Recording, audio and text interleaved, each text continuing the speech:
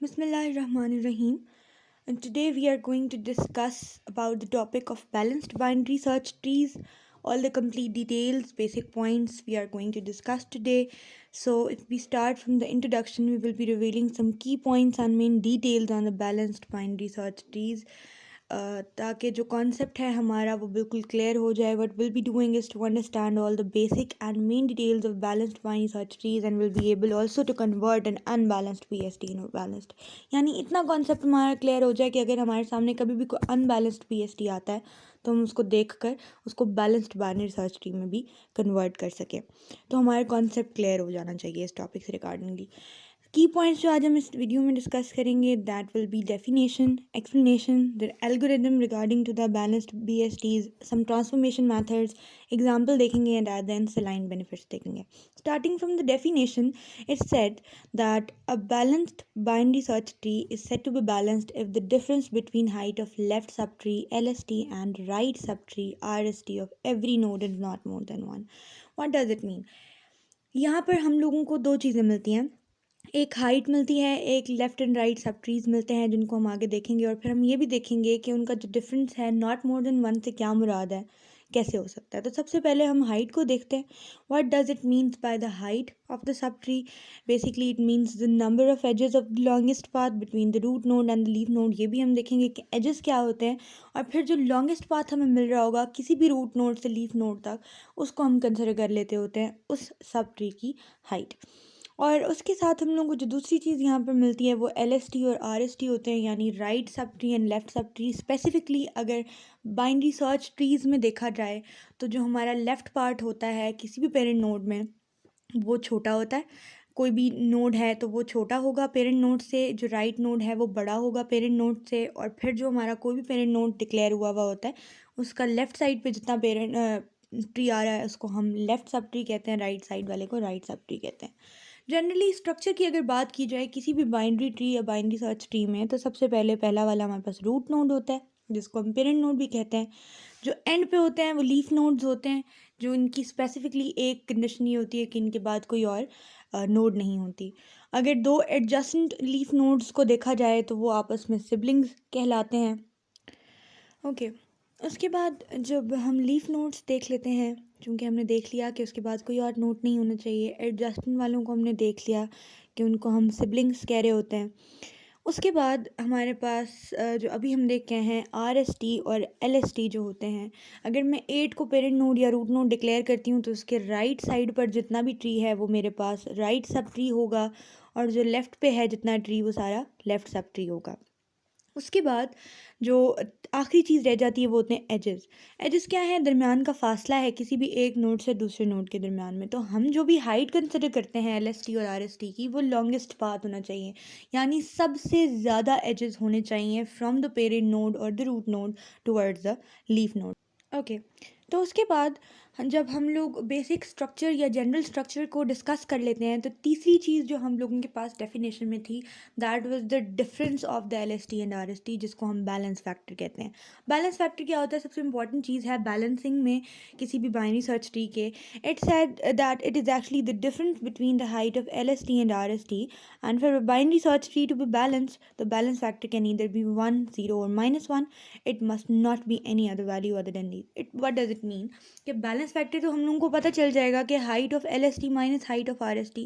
Specifically यहाँ पे condition जो अप्लाई होती है वो ये होती है कि हमारा जो बैलेंस फैक्टर का आंसर है वो सिर्फ 3 वैल्यूज़ होनी चाहिए, या 1 या 0 या -1. इन 3 वैल्यूज़ के अलावा अगर कोई भी और वैल्यू आती है हमारे बैलेंस फैक्टर की तो हम डायरेक्टली डिक्लेयर कर देते हैं हमारा ट्री बैलेंस नहीं होता. तो first of all for checking whether और not a binary tree is balanced हम ये देखते हैं we just assure that it is a BST और नॉट. क्योंकि हमें पता है कि बैलेंस्ड बाइनरी सर्च ट्री की एक टाइप होते हैं, तो पहले हम लोग को ये चेक करना पड़ता है कि वेदर और not it is a BST और नॉट. तो उसके लिए हम 3 कंडीशन देखते हैं. फर्स्ट हमारे पास होती है लेफ़्ट सब ट्री या लेफ़्ट नोड्स. स्पेसिफिकली हम देख रहे होते हैं पेरेंट नोड से लेस होनी चाहिए आपकी लेफ़्ट नोड, आपका जो पेरेंट नोड है उससे ग्रेटर होनी चाहिए आपकी राइट नोड, जो कि हमारी यहाँ पर ये दूसरी कंडीशन होती है। इसके अलावा जो हमारा हम लोगों को पता है कि पेरेंट नोड जिसको ले रहे हैं उसके लेफ्ट साइड पे जितना भी ट्री है उसको हम LST कंसिडर करेंगे, राइट साइड वाले को RST कंसिडर करेंगे। Third and most important condition जो BST में होनी चाहिए वो ये होती है कि in order traversal should result in a sorted अरे। जब हम उसका इन ऑर्डर ट्रैवर्सल करते हैं यानी सेकेंड टाइम ट्रैवर्सल करते हैं तो हमारे पास जो अरे रिजल्ट में आती है वो सॉर्टेड होती है, असेंडिंग ऑर्डर में होती है। तो अगर ये 3 कंडीशंस अप्लाई हो जाती हैं किसी भी बाइनरी ट्री पे तो हम कहते हैं कि हमारा जो ट्री है वो binary search tree specifically BST बन गया। तो जब हमारा ट्री BST बन जाएगा तब हम ये देखते हैं कि वेदर और not it is a balanced one और एन अनबैलेंस्ड ट्री। तो सबसे पहले हमें BST का पता होना बहुत ज़रूरी होता है। Okay, after checking these 3 conditions हम जाते हैं एल्गोरिदम की तरफ, जिसको यहाँ पर मैंने 5 बेसिक स्टेप्स में डिवाइड किया है। That the very first step we have is that after the formation of BST हम ये देखने की कोशिश करते हैं कि हमारा ट्री बैलेंस है या नहीं। सबसे पहले हम उसकी बैलेंस चेक करते हैं। उसको कैसे उसका बैलेंस चेक करेंगे, that is our second step कि हम फॉर्मूला लगाते हैं for the balance factor that height of LST minus height of RST should either be equal to 1, 0 और -1। इन 3 वैल्यूज़ के दरमियान लाजमन हमारा बैलेंस फैक्टर आना चाहिए तमाम पेरेंट नोड्स के लिए। तमाम पेरेंट नोड्स के लिए कैसे, मतलब कि तमाम नोड्स को हम पेरेंट नोड डिक्लेयर करें, उनका हम बैलेंस फैक्टर लें और सबका आंसर हमारे पास इन्हीं 3 वैल्यूज़ में से आना चाहिए। तो अगर इन 3 वैल्यूज़ में से आता है तो हम यही कहते हैं कि हमारा जो ट्री है वो बैलेंस है, बाइनरी सर्च ट्री है वो बैलेंस है। और एंड फॉर इफ़ अगर हमारा नहीं आता तो हम चौथे स्टेप्स की तरफ जाते हैं कि हम ये कह देते हैं, डायरेक्टली कंसिडर कर देते हैं कि हमारा ट्री जो है वो बैलेंस नहीं है। तो जब वो बैलेंस नहीं है तो हम उस पर कुछ कन्वर्शंस लगाएंगे, कुछ ट्रांसफॉर्मेशन टेक्निक्स लगाएंगे ताकि हम अपने उस ट्री को बैलेंस कर सकें। तो जब हम यहाँ पहुँचते हैं और हम ये कहते हैं कि हम कुछ कन्वर्जन्स लगाएंगे तो हमारे पास यहाँ पर कुछ ट्रांसफॉर्मेशंस होती हैं जिनको हम कुछ टेक्निक्स या मेथड्स भी कह रहे होते हैं, जिनमें सबसे पहले हमारे पास RR ट्रांसफॉर्मेशन होती है। उसके बाद हम लोगों के पास LL ट्रांसफॉर्मेशन आती है। LL ट्रांसफॉर्मेशन हमारे पास दूसरी होती है। उसके बाद तीसरे नंबर पे हमारे पास RL ट्रांसफॉर्मेशन आती है and at the last we have is the LR transformation. ये 4 टेक्निक्स हैं जिनको हम डिटेल में देखेंगे ताकि इनका कॉन्सेप्ट इतना क्लियर हो जाए कि अगर हमारे पास कभी भी कोई बैलेंस ट्री आए, कोई भी BST आए, बाइनरी सर्च ट्री आए, तो हम उसको देखकर उसको इजीली बैलेंस कर सकें bye means of these transformations. ठीक है, तो at the very first we have is the RR transformation, which says that if the binary search tree is all on the right side but unbalanced, it is known as the right unbalanced। कैसे, यानी कि हमारा जो binary search tree है वो सारा right side पर हो लेकिन अनबैलेंस्ड हो, तो उसको हम राइट अनबैलेंस्ड कहते हैं। और इसके लिए we need 1 rotation anti clockwise by using the middle element as centre. अपने दरमियान के एलिमेंट पर कंपास की नोक को रख कर एक एंटी क्लॉकवाइज डायरेक्शन में रोटेशन देते हैं, जिसकी वजह से जो हमारे रिजल्टेंट ट्री होता है वो बैलेंस्ड हो जाता है। अब हमें कैसे पता चलेगा कि ये बैलेंस्ड है कि नहीं? ट्रांसफॉर्मेशन अप्लाई करने के बाद we will just simply apply the formula of balance factor on this. अगर height of sub tree LST minus height of RST equal हो जाती है 1, 0 या -1 के, तो हम कहते हैं कि हमारा बैलेंस हो गया। सेकंड नंबर पे हमारे पास होती है LL transformation, which says that if the binary search tree is all on the left side but unbalanced, it is known as the left unbalanced. यानी कि हमारा जो सर्च ट्री है वो सारा लेफ़्ट साइड पर हो और अनबैलेंस्ड हो। यानी कि हम ये भी कह सकते हैं कि it is the inverse of the RR transformation. Same हम वही काम करते हैं, अपने दरमियान के एलिमेंट पर कंपास की नोक को रख कर इस बार 1 क्लॉकवाइज रोटेशन देते हैं ताकि जो हमारा रिजल्टेंट ट्री है वो बैलेंस हो जाए। ठीक है, तो after this the LL transformation we have is the third one, that is the LR transformation. Basically, it is a combination of one left and one right transformation, or you can say one left and one right unbalanced। हमारा जो tree है उसमें एक element हमारा left side पर होता है, एक राइट साइड पर होता है, और उसको ट्रांसफॉर्म करने के लिए हम जो ट्रांसफॉर्मेशन अप्लाई करते हैं लाइक दिस, तो उसको हम LR ट्रांसफॉर्मेशन कहते हैं। इसमें क्या होता है, it again consist of 2 rotations.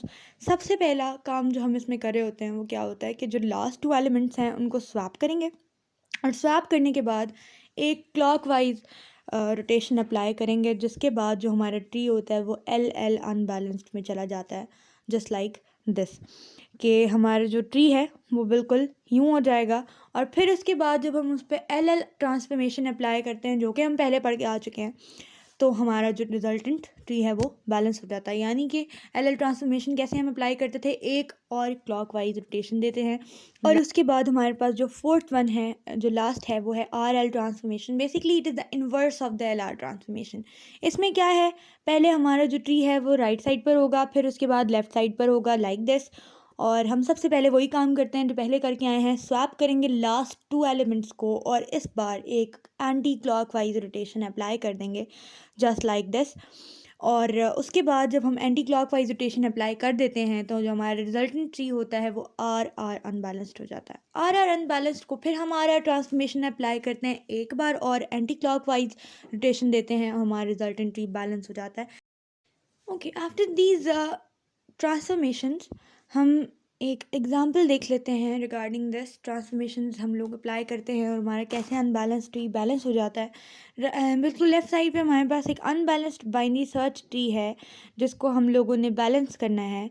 तो हम क्या करेंगे कि हमें पता है हम पहले हाइट कंसिडर करेंगे सबसे लॉन्गेस्ट पाथ की।